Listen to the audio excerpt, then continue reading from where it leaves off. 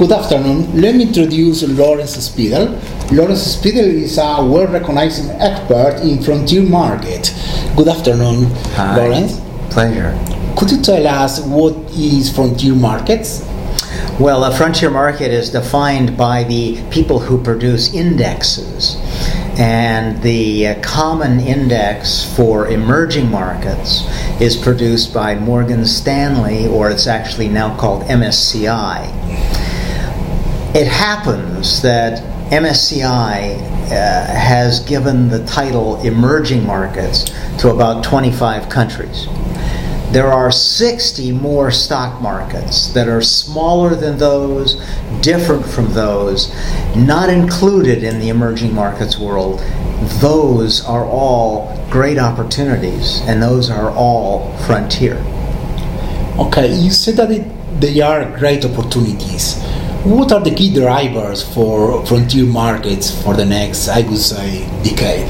Yeah, I think every market's unique, but there are probably four things that are critical. One of them is human capital.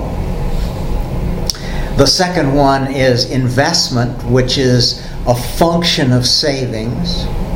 The third one is government, and the fourth one is culture.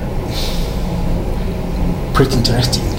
Argentina has been characterized as a frontier market some years ago due to capital constraints. And you have several footnotes that particularly make it unique to Argentina because it has some issues of emerging markets and some issues of frontier markets. Could you elaborate a little bit more about this? Well, I think Argentina has a number of advantages. Some of them, essentially geographic in terms of resources, natural resources, very rich. Others in terms of the population of the country. But when you go to the stock exchange, you see a huge facility. But when you look at the stock market, you see only a small fraction of the investment choices that were here, that could be here, that someday we hope will be here. So a lot of things are in motion right now. And some of those things I think are going to turn out positive, but we don't know when. What about YPF? They are talking about some, I would say, joint venture with Gazprom. What do you think about it? Well, I think right now YPF has a challenge getting capital because it has disenfranchised a lot of potential players.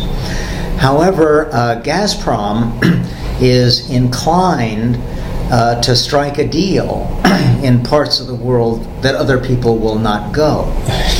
The consequence, however, of striking a deal with Gazprom is that you need to be very careful about what you deliver to Gazprom.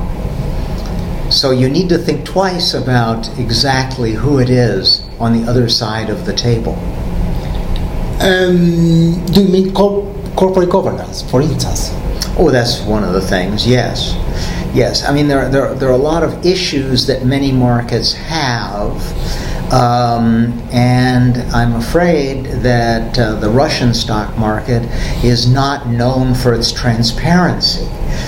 Thinking from the standpoint of a CFA, and chartered financial analyst, what we really would like is to have an active CFA society, ensuring that corporate governance is good, ensuring that shareholders, especially minority shareholders, are going to be well treated. Ian Brenner rebranded the term state capitalism. What do you think the impact of this state capitalism trend in frontier markets? What could be the influence of this state capitalism trend in frontier markets? Well, I think that the history of economics is full of examples of state capitalism which have not worked out as well as the state capitalists thought. And we are in a period where there are some examples that are positive. In, for example, the somewhat directive approach of China to reviving its economy. But I think over the long term, it's not the state, but the private sector that does the heavy lifting. Okay. In the case of coming back to Argentina, what are, in your views, the best sectors?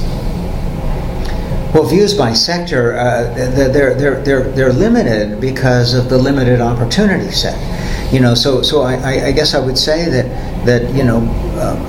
banks are one of the first areas that one comes to look at throughout the world, throughout the developing world, and the reason for that is that banks in the developing world are focused on relatively simple transactions at relatively high margins with relatively unsophisticated customers, compared with banks in the developed world that are off in a corner developing their own new kinds of products that not even they themselves understand.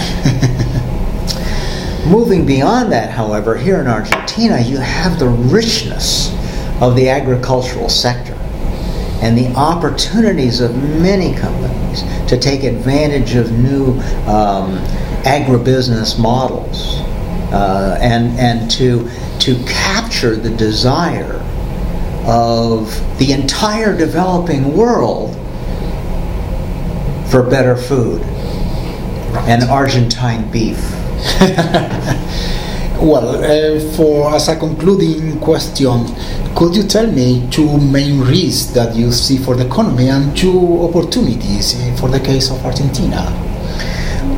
Well, I think the opportunities are obvious. This is a cheap market with an outstanding environment in terms of its natural beauty, its natural resources, and its educated and outstandingly friendly population.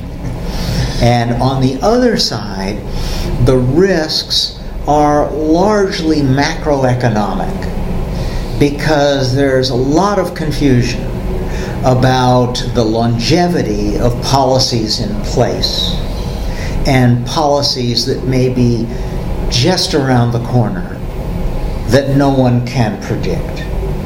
Some kind of stability of that outlook is a step forward, and hopefully that will come soon.